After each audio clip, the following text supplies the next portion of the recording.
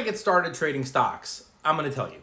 All the way back in 2003, I wanted to be a professional wrestler. And I was grateful enough that my mom supported it, even though she was terrified. She was like, you're only young once, go for it. School, you can always go to school, you can't always do this. First day of class, I'm thrown over the top rope, I hit the cement, and I break my back. And that's the end of that.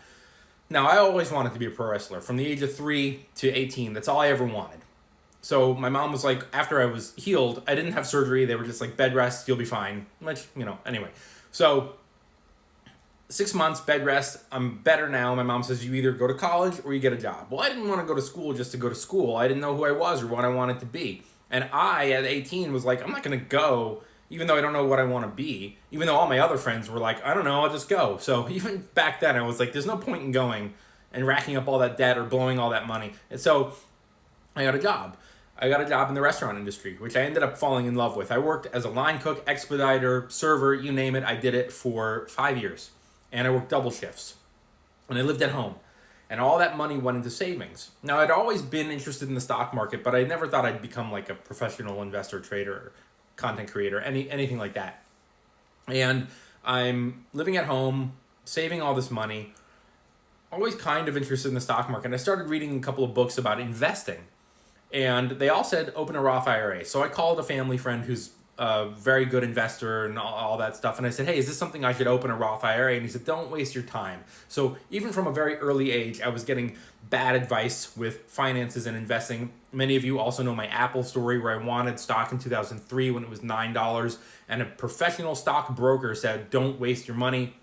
And then when I pushed and I ended up getting a little bit in the recession in 08, I called and I said, what do I do? And he said, sell it. Humongous mistake. So a lot of bad advice that I received when I was younger when it came to investing and stocks, which I'll get into in a little bit. So I have all this money. I leave the restaurant industry. I start working in the fitness industry. I write a book about the restaurant industry, by the way, which ended up getting an LA Times review, which was pretty cool.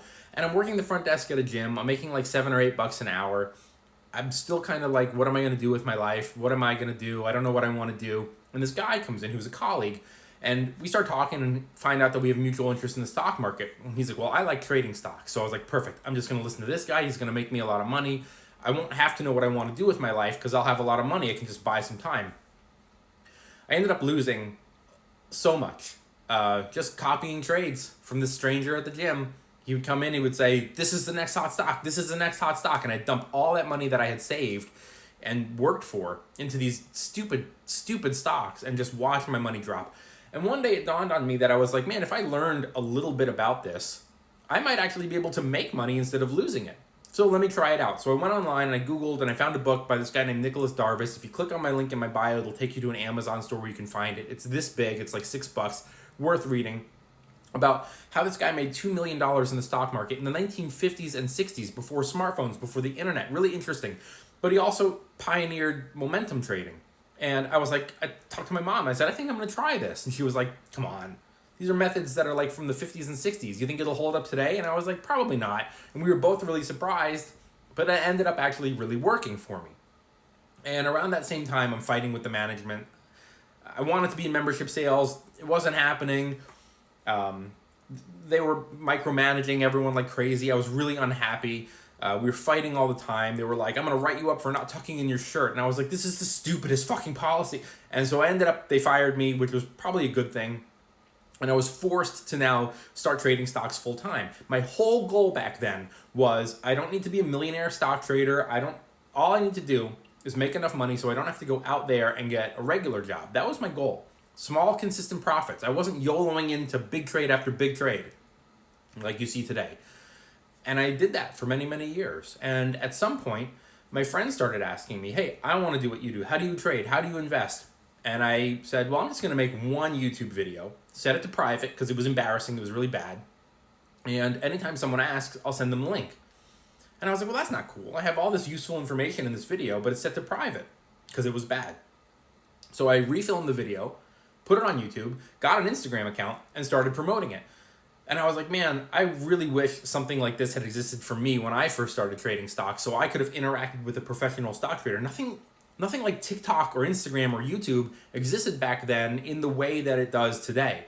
And along the way, when I was beginning this content creator journey, I started noticing all these people selling courses, and it really reminded me of those old school infomercials. Do you want this Lamborghini? Do you want this big mansion? I'm on a private jet. You can too, and I'm going to tell you how in a second. But they never tell you how, and they just keep showing you status symbols that we all sort of desire. And then people were doing that, and I was half losing interest in it because I had no followers, nobody was watching my videos, nobody was subscribing to my YouTube channel, but everyone was going to these course bros who were selling these $500 courses. And then I'd get DMs from people saying, hey, the only person who made money was the guy who sold me the course. I didn't learn shit. I lost all my money. He was a terrible teacher, blah, blah, blah. So that kind of fired me up to keep going. And then a friend of mine said, hey, you need to be on TikTok. So I got on TikTok. I thought it was a joke. I was like, no, TikTok's for kids. I was like lower 30s. I'm 39 now, but I was like 34. And he was like, get on TikTok. And I was like, nah, that's for kids, man. That's creepy. And he was like, it's changing. Gary Vee says you got to be on TikTok. I was like, who the hell is Gary Vee? So I get on TikTok. Within a week, I have 400 followers. Within a month, I'm over 1,000. And it just keeps growing and growing.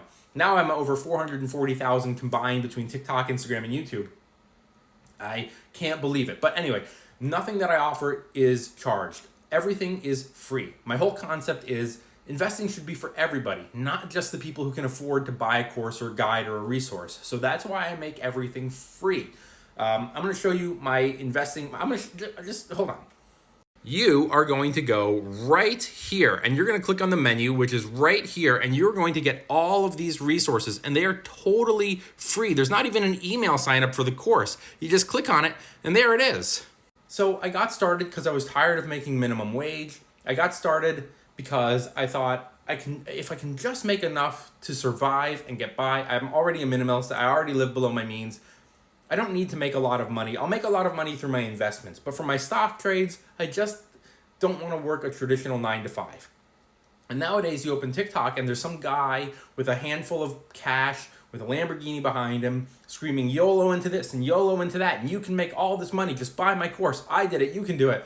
And people are getting hurt. So the whole reason that I'm giving you a 2-part question. One, how I got started trading. One, how I got started with the finance, content creation. The whole reason I'm doing this is to prevent people from giving their money, their hard-earned money, to people who are just going to rip them off. So that's a long answer. I know it's a long video. Thanks for watching. If any of this resonates with you and you want to learn more, smash that follow. Thanks for watching. Have a good day.